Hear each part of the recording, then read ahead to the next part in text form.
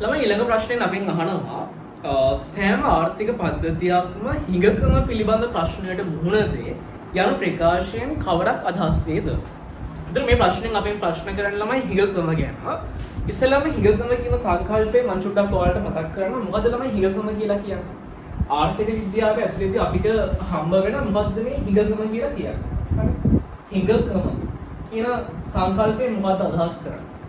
තමයි හිඟකම කියලා කියන්නේ අසීමිත මිනිස් වමනාවන් වලට සාපේක්ෂව. හරි? අසීමිත මිනිස් වමනාවන් වලට සාපේක්ෂව. අසීමිත වමනාවන් වලට සාපේක්ෂව. වමනාවලට සාපේක්ෂව. හරි? සම්පත් වල තියෙන සීමිත බව.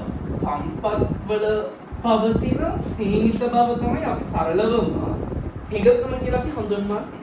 හිඟකම කියලා අපි හඳුන්වන්නේ මොකක්ද? අසීමිත මිනිස් වමනාවන් වලට සාපේක්ෂව සම්පත් වල තියෙන සීමිත බව.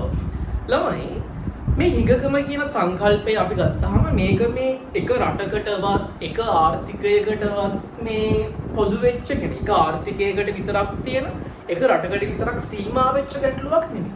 හරිද? මේක ලෝකයේ තියෙන ළමයි දියුණුවම රටට උනත් මුහුණ දෙන්න සිද්ධ වෙන ගැටලුවක්.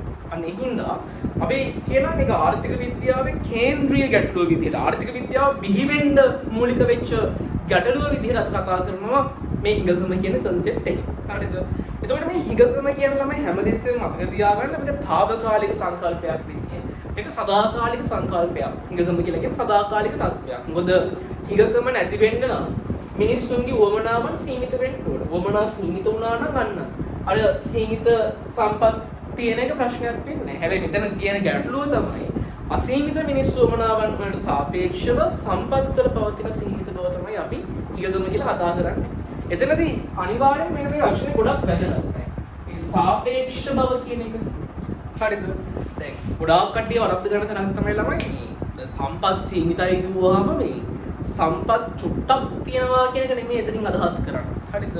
සම්පත් සීමිත වෙන්නේ අසීමිත මිනිස් වමනාවන් වලට සාපේක්ෂව. හරිද? ඒකෙන් කිසිම වෙලාවක කියන්නේ මේ සම්පත් තියෙන වී තාමත් ස්වල්ප ප්‍රමාණයක් කියන එක නේද? අපි ගත්තොත් සම්පත් ඒ ඕනම අපි ගත්තොත් ජලය ගත්තා කියන්නේ ඒක තාමත් සුළු ප්‍රමාණයක් නෙමෙයි තියෙන්නේ. සාමාන්‍ය සැලකිලි ප්‍රමාණයක් තියෙනවා. හැබැයි එතන අදහස් කරන්නේ සම්පත් සීමිත වෙන්න ළමයි කාට සාපේක්ෂවද? අසීමිත මිනිස් වමනාවන් වලට සාපේක්ෂව. අපි දැන් බලමු මොකද්ද ඔතනින් අපිට මේ ප්‍රශ්නෙට අදාළව ගන්න පුළුවන් උත්තරේ කියලා.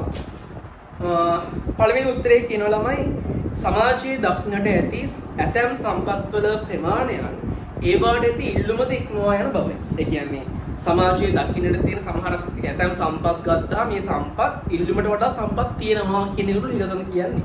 නෑ මුතයි ඒක වැරදි. ඒතර අපිට ඒක ගන්න බෑ. හරි. කියන්නේ ඉල්ලුමට වඩා සම්පත් තියෙනවා කියලා අපි හිඟකමේ කතා කරන්නේ නෑ. ඊළඟට රටක ඛනිජ නිදි දක්නට ලැබෙන්නේ ඉතා නිශ්චිත ප්‍රමාණයකින් පමණක් බවයි.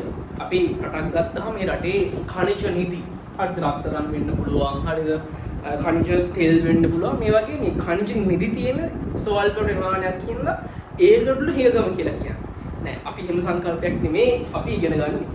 ඊළඟට කියනවා සම්පත් හිඟකම නිසා පූර්ණ සේවා නියුක්තිය අත්පත් කර ගැනීමට රටවල් අසමත් වී සිටින බවයි.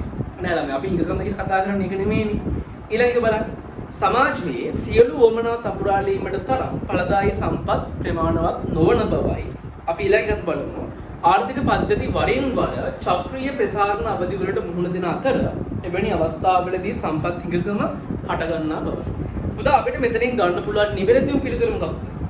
සමාජයේ සියලු වමනා සපුරාලීමට තරම් ඵලදායී සම්පත් ප්‍රමාණවත් නොවන බව. ඒක තමයි අපි ආර්ථික විද්‍යාවේදී හිඟකම කියන සංකල්පයෙන් කතා කරන්නේ. සෑම ආර්ථික පද්ධතියක්ම හිඟකම පිළිබඳ ප්‍රශ්නයට මුහුණ දෙය කියන ප්‍රකාශයෙන් අදහස් කරන්නේ.